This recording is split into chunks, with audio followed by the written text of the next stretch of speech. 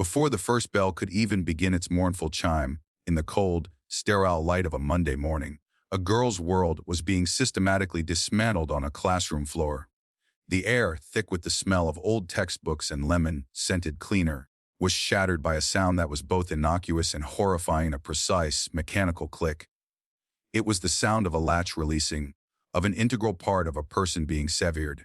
On the cold, unforgiving linoleum, a new girl named Alara Thorne was pinned, a butterfly under the cruel thumbs of adolescent gods. Jason, in his blue wrestling jacket, his muscles coiled from years of pins and holds, used his weight to anchor her legs, a smirk playing on his lips.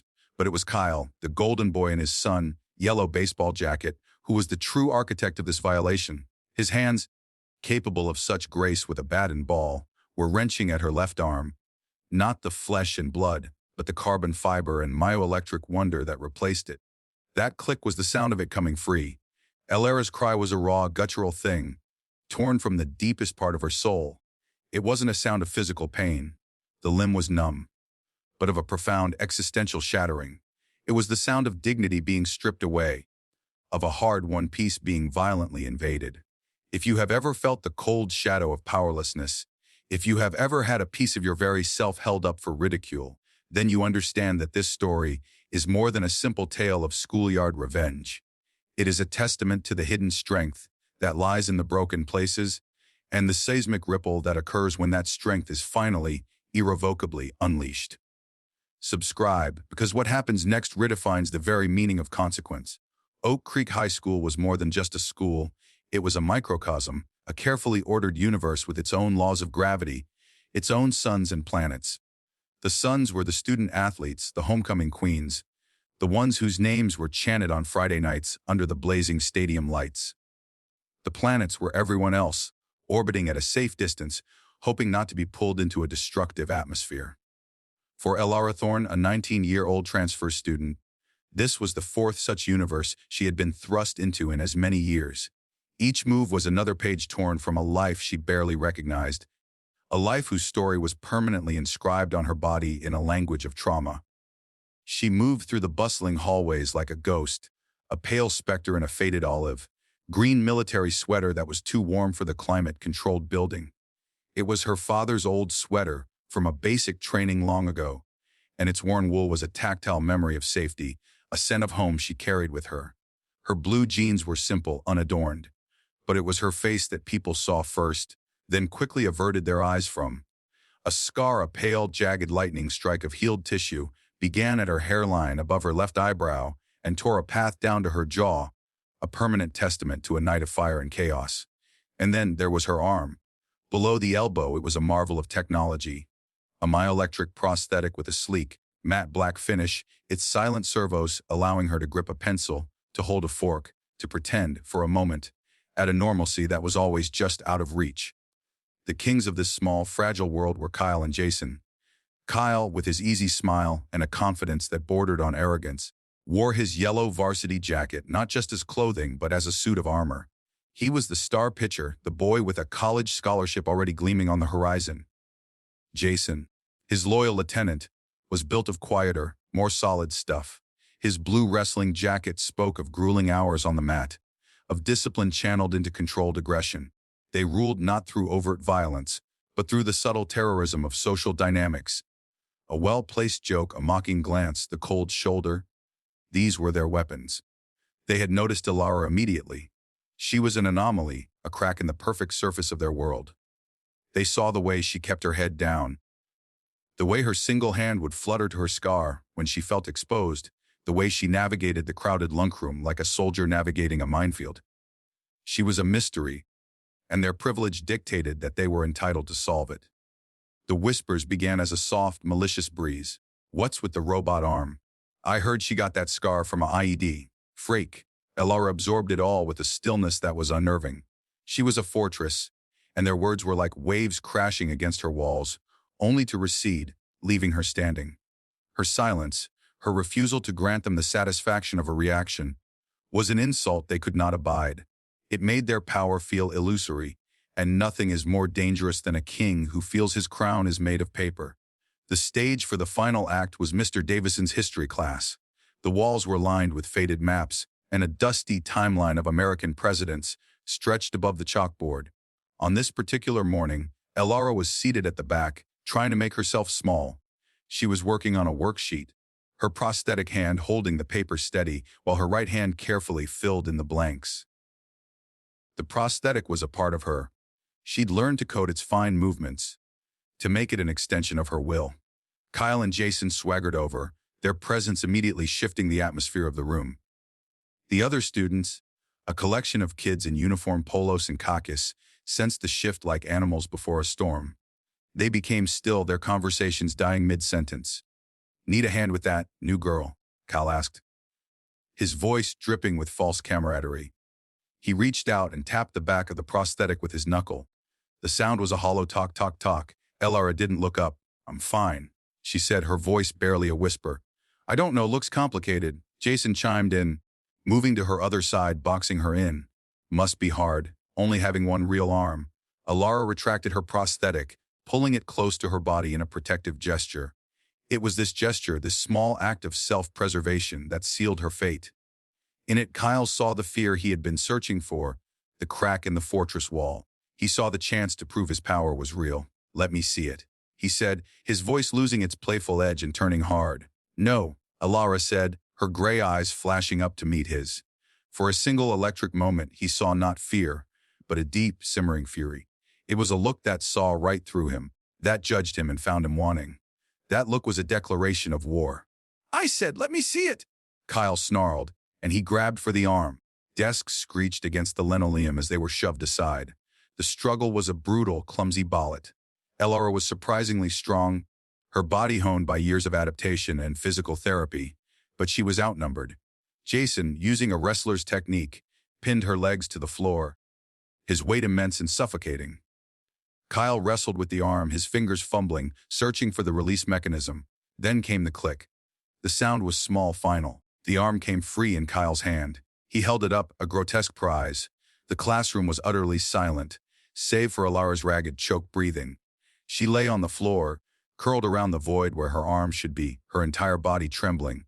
The humiliation was a physical weight, crushing the air from her lungs. She was naked, exposed in a way that was more intimate than any physical nakedness.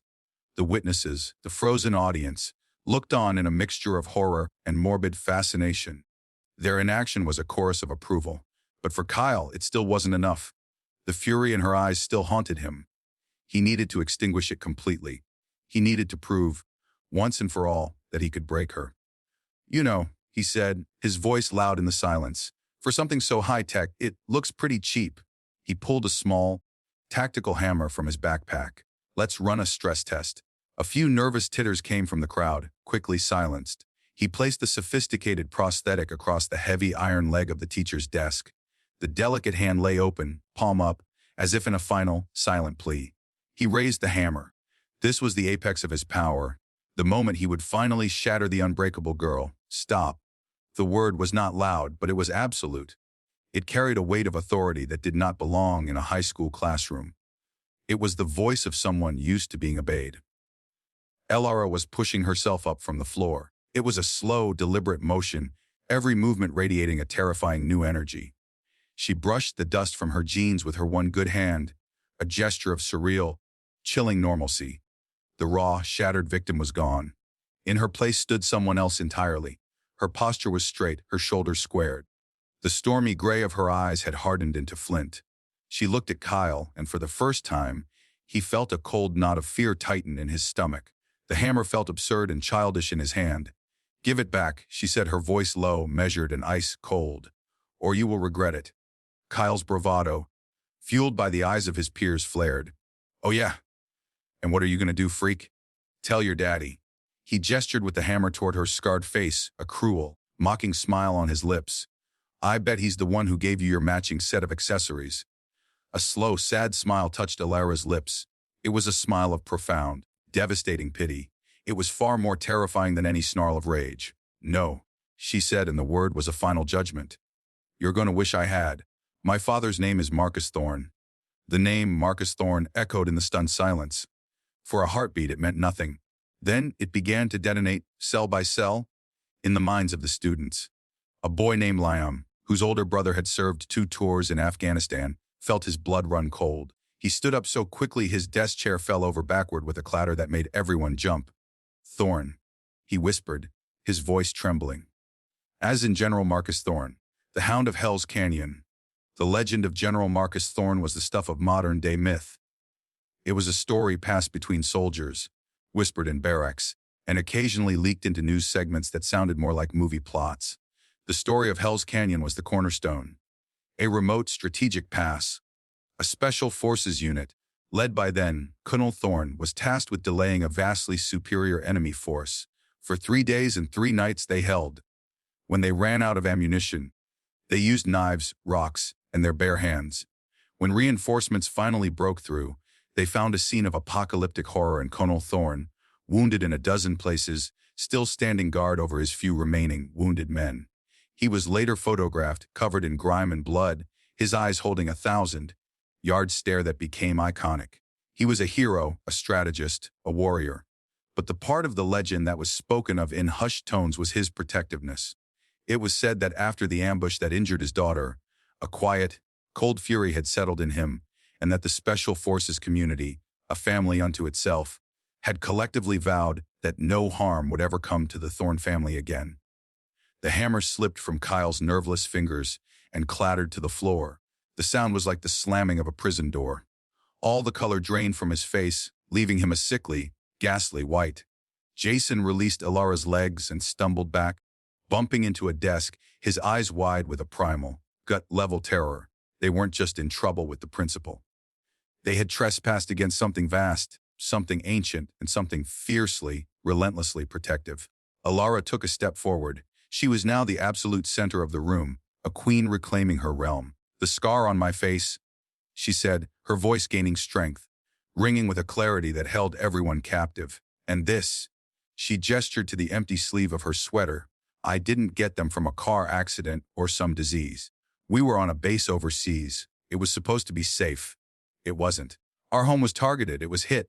My father," her voice wavered for the first time, not with weakness, but with the sheer force of the memory. "My father fought his way through fire and falling steel to get to me. He pulled me from the rubble when everyone else thought it was a lost cause. He carried me for 2 miles through an active firefight, using his own body to shield me from the shrapnel that was cutting down everyone around us. He took a piece in his back that is still there to this day because he refused to stop until I was safe. He is the only reason I am standing here now." She paused, letting the image sink in, letting them see the fire, hear the gunfire, feel the weight of a father's sacrifice. "That prosthetic," she said, her eyes locking back on Kyle, "the one you were about to smash like a child breaking a toy, was designed by a team of the most brilliant engineers at DARPA. It was a personal favor, a token of gratitude. For the man who saved the lives of countless soldiers, for the man who is a legend to every person who has ever worn the uniform, the man whose name you just mocked has dedicated his entire life to the service of this country. His only failure, was not being able to protect me on that one night. It is a regret that haunts his every waking moment." She took another step, now standing directly before the desk where her arm lay. "So, I want you to think. I want you to use that small, privileged mind of yours and truly imagine. What do you think a man like that will do when he discovers that the safety he fought for his entire life, the country he bled for, produced 2 spoiled, cruel boys who thought it was funny to break what was left of his little girl? What do you think happens when the Hound of Hell's Canyon is unleashed? Not for duty or for country, but for love." The silence that followed was heavier than any sound. It was the silence of a tomb. You could hear the frantic, panicked beating of hearts, the shallow, terrified breaths of 2 boys who were realizing the scale of the abyss they had just tumbled into. Kyle's hands were shaking so violently he looked like he was having a seizure. He reached out not to hand, but to gently, reverently, push the prosthetic arm across the desk toward Alara, his head bowed in utter submission. He couldn't even look at her. The door to the classroom opened. Principal Mrs. Albright stood there, her face a mask of stern authority.